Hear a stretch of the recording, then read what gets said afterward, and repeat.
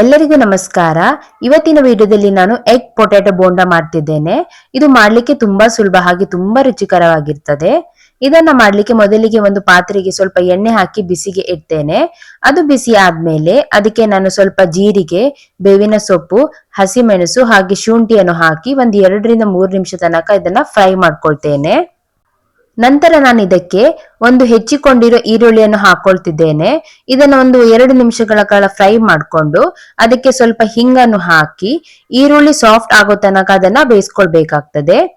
ಈರುಳ್ಳಿ ಇವಾಗ ಚೆನ್ನಾಗಿ ಫ್ರೈ ಆಗ್ತಾ ಬಂದಿದೆ.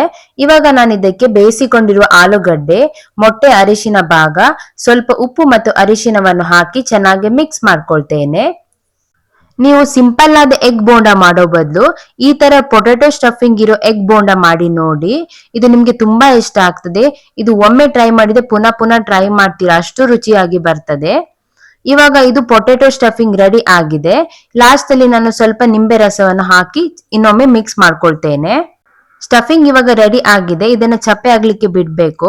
ಅದು ಚಪ್ಪೆ ಆದ್ಮೇಲೆ ವಿಡಿಯೋದಲ್ಲಿ ತೋರಿಸುವ ರೀತಿ ಸ್ವಲ್ಪ ಸ್ವಲ್ಪನೇ ಸ್ಟಫಿಂಗ್ ತಕೊಂಡು ಮೊಟ್ಟೆಗೆ ಹಾಕಿ ಅದನ್ನ ಕವರ್ ಮಾಡ್ತಾ ಬರ್ಬೇಕು. ನಾನಿಲ್ಲಿ ಅರ್ಧ ಮೊಟ್ಟೆ ಬಳಸ್ಕೊಂಡು ಈ ಸ್ಟಫಿಂಗ್ ಅನ್ನ ಹಾಕಿ ರೆಡಿ ಮಾಡ್ಕೊಳ್ತಿದ್ದೇನೆ. ನೀವು ಬೇಕಿದ್ರೆ ಇಡೀ ಮೊಟ್ಟೆಗೆ ಸಹ ಮಾಡ್ಕೊಳ್ಬಹುದು, ಇಲ್ಲಾಂದ್ರೆ ಅರ್ಧ ಮೊಟ್ಟೆಗೆ ಫುಲ್ ಪೊಟ್ಯಾಟೊ ಇಂದ ಕವರ್ ಮಾಡ್ಕೊಂಡು ಅದನ್ನ ಸಹ ಹಾಗೆ ಸಹ ಮಾಡ್ಕೊಳ್ಬಹುದು.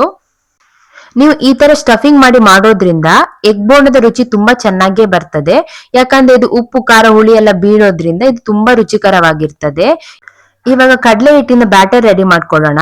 ಅದಕ್ಕೆ ನಾನು ಕಡಲೆ ಹಿಟ್ಟು, ಅಕ್ಕಿ ಹಿಟ್ಟು, ಮೆಣಸಿನ ಪುಡಿ, ಚಾಟ್ ಮಸಾಲ, ಉಪ್ಪು, ಆಮ್ಚೂರ್ ಪೌಡರ್ ಹಾಗೆ ಸ್ವಲ್ಪ ನೀರನ್ನು ಬಳಸ್ಕೊಂಡು ಬ್ಯಾಟರ್ ಅನ್ನು ರೆಡಿ ಮಾಡ್ಕೊಳ್ತೇನೆ. ಇದು ವಿಡಿಯೋದಲ್ಲಿ ತೋರಿಸೋ ರೀತಿ ಹದಕ್ಕೆ ಬರ್ಬೇಕು. ಅಷ್ಟರ ತನಕ ನೀವು ನೀರನ್ನು ಆಡ್ ಮಾಡ್ಕೊಂಡು ಬ್ಯಾಟರ್ ಅನ್ನು ರೆಡಿ ಮಾಡ್ಕೊಳ್ಳಿ. ಇವಾಗ ನಾನು ಸ್ಟಫಿಂಗ್ ಮಾಡಿರುವ ಮೊಟ್ಟೆಯನ್ನು ಬ್ಯಾಟರ್ ಅಲ್ಲಿ ಡಿಪ್ ಮಾಡಿ ಎಲ್ಲ ಕಡೆ ಚೆನ್ನಾಗಿ ಕೋಟ್ ಮಾಡ್ಕೊಳ್ತೇನೆ. ಈ ಕೋಟ್ ಮಾಡಿಕೊಂಡಿರುವ ಮೊಟ್ಟೆಯನ್ನು ಕಾಯ್ತಿರುವ ಎಣ್ಣೆಗೆ ಹಾಕಿ 2 ಕಡೆ ಚೆನ್ನಾಗಿ ಫ್ರೈ ಮಾಡ್ಕೊಂಡ್ರೆ ಸಿಂಪಲ್ ಹಾಗೆ ಡಿಲಿಷಿಯಸ್ ಆದ egg potato bonda fry ready ಆಗ್ತದೆ. ಹಾಗೆ ನಿಮ್ಗೆ ಈ ವಿಡಿಯೋ ಇಷ್ಟ ಆಗಿದ್ರೆ ಲೈಕ್ ಮತ್ತು ಶೇರ್ ಮಾಡಿ, ಹಾಗೆ ಕಮೆಂಟ್ ಅಲ್ಲಿ ತಿಳಿಸಿ ಹೇಗಾಗಿದೆ ಅಂತ.